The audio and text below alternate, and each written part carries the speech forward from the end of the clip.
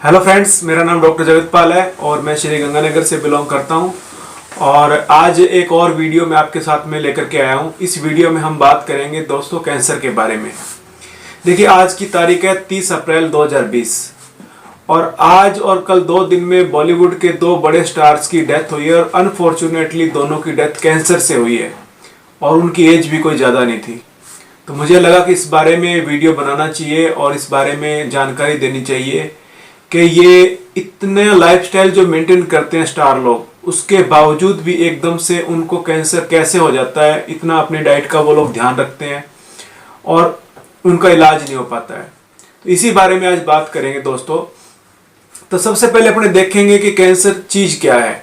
मैं आपको कैंसर के सिम्टम नहीं बताऊंगा और उसका इलाज नहीं बताऊंगा, क्योंकि सिम्टम बताना, इलाज करना और डायग्नोसिस करना, ये सारा काम एक कैंसर स्पेशलिस्ट डॉक्टर का है, जिसको कि हम लोग ऑन्कोलॉजिस्ट बोलते हैं। मैं यहाँ पर आपको सिर्फ जनरल कंडीशंस बताऊंगा, रिस्क फैक्टर्स के बारे में बात करेंगे और प्रिवेंशन करने के लिए हम अपने लाइफस्टाइल में क्या चेंज कर सकते हैं, उन टॉपिक पे बात करेंगे। तो ये जो वीडियो है हमारा, ये 2 पार्ट में आएगा। आज मैं बात करूंगा रिस्क फैक्टर्स के बारे में और नेक्स्ट वीडियो में हम लोग बात करेंगे इसके लाइफस्टाइल में चेंजेस के बारे में, जिससे कि हम कैंसर से प्रिवेंट कर सकते हैं। तो सबसे पहले अपने जानेंगे दोस्तों कि कैंसर चीज क्या है।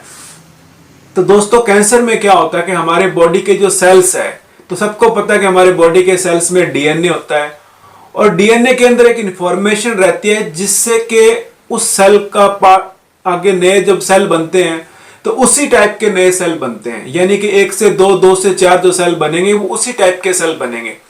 जैसे नर्व सेल है तो नर्व सेल से आगे नर्व सेल बनेंगे, और इसी तरह से अगर किडनी के सेल्स है तो उसको किडनी के सेल्स बनेंगे। लंग्स के अंदर जो सेल्स होते हैं उसके साथ में वही वाले सेल बनने वाले हैं। तो उसको सारी इंफॉर्मेशन जो है वो सेल के अंदर, डीएनए के अंदर जीन्स होते हैं, वहां पे होती है सारी। तो दोस्तों, कैंसर के अंदर क्या होता है कि सबसे बड़ा कारण जो बनता है पहला, तो क्या है कि वो डीएनए जो है उसके अंदर म्यूटेशन आ जाता है। यानी कि जो जीन के अंदर जो इंफॉर्मेशन, जो डीएनए के अंदर जो इंफॉर्मेशन छिपी हुई है, उस इंफॉर्मेशन में चेंज आ जाता है, उसको बोलते हैं म्यूटेशन होना। तो वो चेंज जब आता है तो 3 तरह से सिचुएशन जो है वो खराब हो जाती है। सबसे पहले तो इंफॉर्मेशन में चेंज आता है, जिससे कि सेल्स जो है वो एबनॉर्मल सेल प्रोड्यूस करना शुरू कर देते हैं। दूसरा क्या चेंज आता है कि जो सेल की जो डिवाइड होकर के नए सेल बनने की जो स्पीड होती है वो बहुत ज्यादा फास्ट हो जाती है, अनकंट्रोल हो जाती है। और तीसरा क्या चेंज आता है कि जो डीएनए है उसके अंदर ऑटोमेटिकली एक रिपेयर मैकेनिज्म होता है, कि जिससे अगर कभी म्यूटेशन होता है थोड़ा बहुत, तो वो किसी पेशेंट के लिए, किसी इंसान के लिए जानलेवा ना हो, इसलिए सेल का रिपेयर मैकेनिज्म उस म्यूटेशन को रिपेयर भी कर देता है। लेकिन इस यहां पे क्या होता है, तीसरा कारण, कि वो एक रिपेयर होना भी, रिपेयर मैकेनिज्म है वो भी खराब हो जाता है। तो ये तीनों कारणों से क्या होता है कि नए सेल एबनॉर्मल तरीके से बनते हैं, बहुत फास्ट तरीके से ग्रो करते हैं, रिपेयर होते नहीं है। और इस फास्ट तरीके से ग्रो करने के कारण क्या होता है कि जो बॉडी के जो नॉर्मल फंक्शंस जो कर रहे हैं सेल्स और टिश्यू और ऑर्गन्स, उनके ऊपर इनका असर पड़ता है और उनके ऊपर असर पड़ने की वजह से ये बीमारी जो है वो जानलेवा साबित होती है। तो दोस्तों, ये मैंने आपको थोड़ा सा बताया कि ये म्यूटेशन के कारण होता है। देखिए, वैसे तो क्या है, डीएनए के अंदर म्यूटेशन हजारों लाखों सालों से होते रहे हैं, और हम अगर इंसान का जो विकास देखें तो वो डीएनए के कारण ही विकास हुआ है, डीएनए के म्यूटेशन के कारण ही उसका विकास हुआ है। लेकिन ये म्यूटेशन हर बार जरूरी नहीं है कि फायदेमंद हो। कुछ म्यूटेशन ऐसे होते हैं जो जानलेवा भी होते हैं, और ये जो कैंसर के म्यूटेशन है ये जानलेवा होते हैं। तो ये तो कारण हुआ कि कैंसर का कारण क्या है, बॉडी में कैसे होता है। अब अपने दोस्तों देखते हैं कि कैंसर जो है उसके रिस्क फैक्टर्स क्या क्या है। तो रिस्क फैक्टर में सबसे पहला जो रिस्क फैक्टर है कैंसर का, तो 2 तरह के म्यूटेशन जो है ना वो होते हैं डीएनए में। एक वो म्यूटेशन हमारे डीएनए में होते हैं जो हमें बर्थ से पहले म्यूटेशन हो जाते हैं और बर्थ के समय हमारे साथ मिलते हैं, उसकी वजह से भी कैंसर होता है, लेकिन वो बहुत कम केसेस है। और एक म्यूटेशन वो होता है जो हमारे को बर्थ के बाद में मिलता है, और उसकी वजह से जो म्यूटेशंस होते हैं, वो म्यूटेशंस जो है वो उसकी वजह से जो कैंसर्स होते हैं वो बहुत ज्यादा कैंसर होते हैं। तो दो कारण हो गए म्यूटेशन, दो तरह के म्यूटेशन हुए, एक बर्थ से पहले और एक बर्थ के बाद। जो बर्थ के पहले जो हुआ है उसका वो कैंसर जो है वो बहुत कम कैंसर है, और जो बर्थ के बाद जो म्यूटेशन होता है वो बहुत सारे ज्यादा कैंसर है। अब आगे अपने देखेंगे कि रिस्क फैक्टर कौन कौन से हैं। तो दोस्तों बात कर रहे थे रिस्क फैक्टर्स के बारे में। तो सबसे पहला जो दोस्तों रिस्क फैक्टर है वो है एज।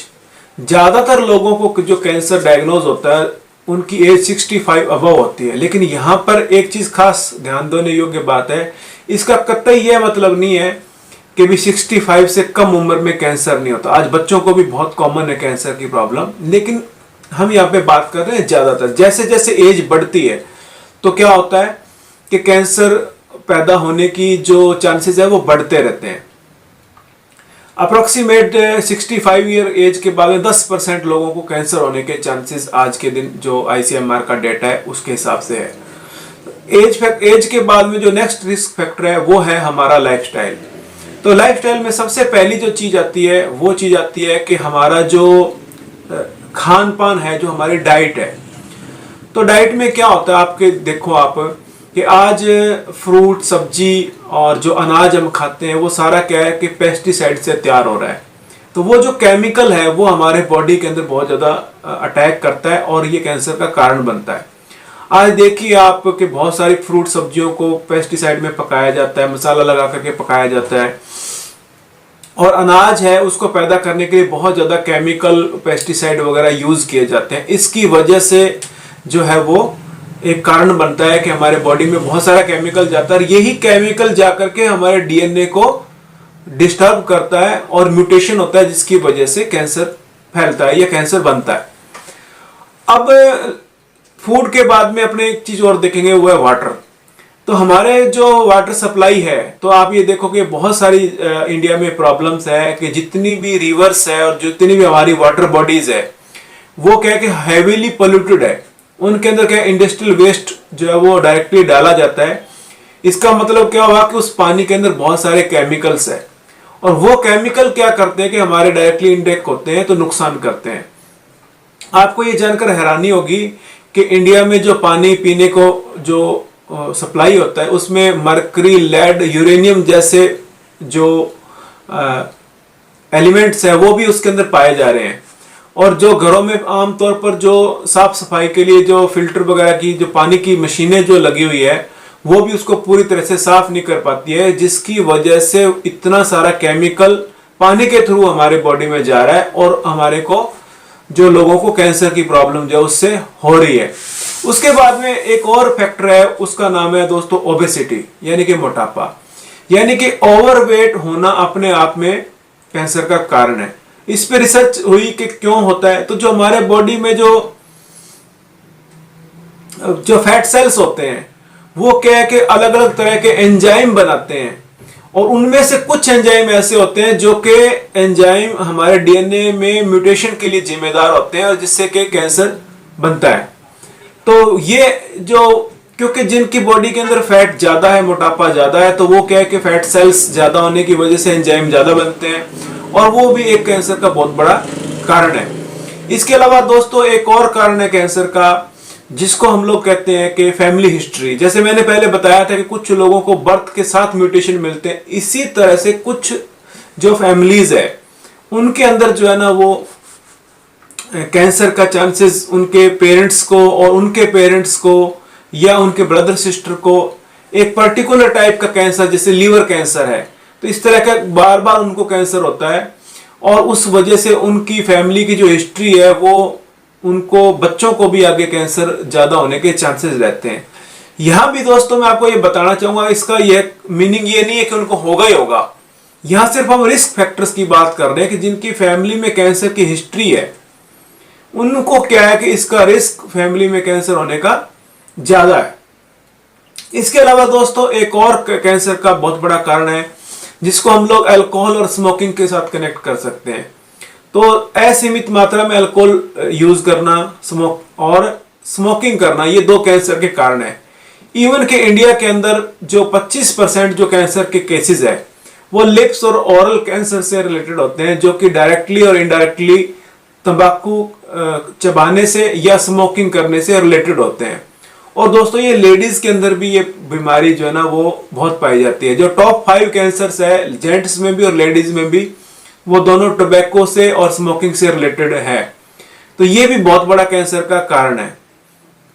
इसके अलावा कारण एक और है जिसको हम लोग कहते हैं सेडेंटरी लाइफस्टाइल, यानी कि एक्सरसाइज नहीं करना। देखिए एक्सरसाइज नहीं करने से भी कैंसर होने के चांसेस बहुत ज्यादा बढ़ रहे हैं हिंदुस्तान में। और इंडिया में प्रॉब्लम क्या है कि लाइफस्टाइल डिजीज जैसे कैंसर है और आपका डायबिटीज है और ओबेसिटी है, ब्लड प्रेशर है, ये सारी चीजें बढ़ रही है। इसके पीछे कारण बहुत बड़ा ये भी माना जाता है कि लोग बहुत कम वर्कआउट कर रहे हैं, बहुत कम एक्सरसाइज कर रहे हैं। और कैंसर का मुख्य कारण एक और भी क्रोनिक इन्फ्लेमेशन जो है वो कैंसर की बहुत बड़ी एक रीजन बनती जा रही है। वो क्रोनिक इन्फ्लेमेशन क्या है, कैसे होती है, उसके ऊपर हम एक किसी वीडियो में अलग से चर्चा करेंगे। लेकिन हम आप एक जो जनरली आपको मैं बताना चाहूंगा कि जैसे अल्सरेटिव कोलाइटिस है, ये एक क्रोनिक इन्फ्लेमेशन से रिलेटेड डिजीज है। तो जिन लोगों को क्रोनिक इन्फ्लेमेशन रिलेटेड डिजीज रहती है बॉडी के अंदर, उनको कैंसर होने के चांसेस ज्यादा है। या फिर जैसे हेपेटाइटिस बी है, हेपेटाइटिस सी है, या कोई और वायरस की इन्फेक्शन, ये दोनों वायरल डिजीज है। इसके अलावा जैसे कि ह्यूमन पेपिलोमा वायरस है, ये वायरस की जो इन्फेक्शन होती है ये भी क्या है कि कैंसर होने के का एक बहुत बड़ा कारण माना जाता है। तो ये दोस्तों मैंने आपसे कुछ कारण डिस्कस किए कैंसर के। और इसके साथ साथ दोस्तों के इंडिया के अंदर क्या कि टॉप 5 जो कैंसर लेडीज और जेंट्स में है, तो उसमें मैं आपको बताना चाहूंगा कि लंग कैंसर है, लिप्स का कैंसर है, उसके बाद लेडीज में जैसे ब्रेस्ट कैंसर और सर्वाइकल कैंसर है, और जेंट्स के अंदर दोस्तों लंग कैंसर है और इसोफेगस यानी कि आहार नली जो है उसका कैंसर, और जो बड़ी आंत जो है उसका जो कैंसर है। ये सारे कैंसर इंडिया के अंदर बहुत सारे कॉमन है। हालांकि हमारे यहाँ नहीं, लेकिन दूसरे कई देशों में, पश्चिमी देशों में एक जो अल्ट्रावायलेट रेज सूरज की जो किरणें हैं हानिकारक, उसकी वजह से जो स्किन कैंसर है वो भी बहुत ज्यादा कॉमन है। लेकिन ये प्रॉब्लम हमारे यहाँ पे इतनी ज्यादा अभी तक नहीं है। हमारे यहाँ पे जो कॉमन कैंसर है वो मैंने बात करी वही है। तो दोस्तों आपको बहुत बहुत धन्यवाद, आपने इस वीडियो को ध्यान से सुना। अगले वीडियो में मैं आपको बताऊंगा कि ये जो कैंसर की प्रिवेंशन हम कैसे कर सकते हैं, अपने लाइफस्टाइल में चेंज करके कैसे कर सकते हैं। अगेन मैं आपको यहाँ पर दोस्तों बात बतानी चाहूंगा कि इस वीडियो का मकसद आपको कैंसर का इलाज बताना नहीं है, बल्कि ये वीडियो आपको मैंने जानकारी के लिए बताया है। कैंसर का इलाज कराएं तो हमेशा ध्यान रखें कि एक तो क्या कि थोड़े जो जिस तरह से सिम्टम्स जो है वो प्रॉपर तरीके से डायग्नोज करने के लिए ओनली सिम्टम्स काफी नहीं है, बहुत सारे टेस्ट वगैरह कराने पड़ते हैं। तो सिर्फ सिम्टम के आधार पर कैंसर का डायग्नोज नहीं करना है। तो ऑन्कोलॉजिस्ट जो कैंसर का स्पेशलिस्ट डॉक्टर है उसके साथ हम उसका एक अपॉइंटमेंट लेकर के और चेक कराना चाहिए, वहां से डायग्नोसिस होगा और ट्रीटमेंट का रास्ता भी वहीं से निकलेगा। लेकिन होम्योपैथिक इसमें क्या हेल्प कर सकती है, होम्योपैथिक आपको एक सह उपचार जो उसके रूप में काम कर सकती है। यानी कि जो आप कैंसर का ट्रीटमेंट ऑन्कोलॉजिस्ट से या किसी कैंसर हॉस्पिटल से ले रहे हैं, उसके साथ साथ अगर होम्योपैथिक मेडिसिन स्पेशलिस्ट डॉक्टर से अगर आप लेते हैं तो आपके ठीक होने के चांसेस बढ़ जाते हैं। हमारे पास कुछ ऐसे केसेस और एविडेंसेस हैं होम्योपैथिक में, जिससे कि आपको ऐसा मतलब उस एविडेंस में पता लगता है कि सह उपचार लेने से जो है वो कैंसर के ठीक होने के चांसेस बढ़ गए हैं। तो दोस्तों थैंक यू वेरी मच, आपने इस वीडियो को ध्यान से सुना। और अगर आपको ये वीडियो बढ़िया लगा हो तो लाइक कीजिए और चैनल सब्सक्राइब कीजिए, वीडियो को शेयर कीजिए ज़्यादा से ज़्यादा लोगों के साथ में। और अगले वीडियो में हम आपसे बात करेंगे कि अपने लाइफस्टाइल में कैसे चेंज कर सकते हैं कि जिससे कि हम जैसे कैंसर है या दूसरी जो लाइफस्टाइल डिजीज है उससे हम बच सकते हैं। Thank you very much.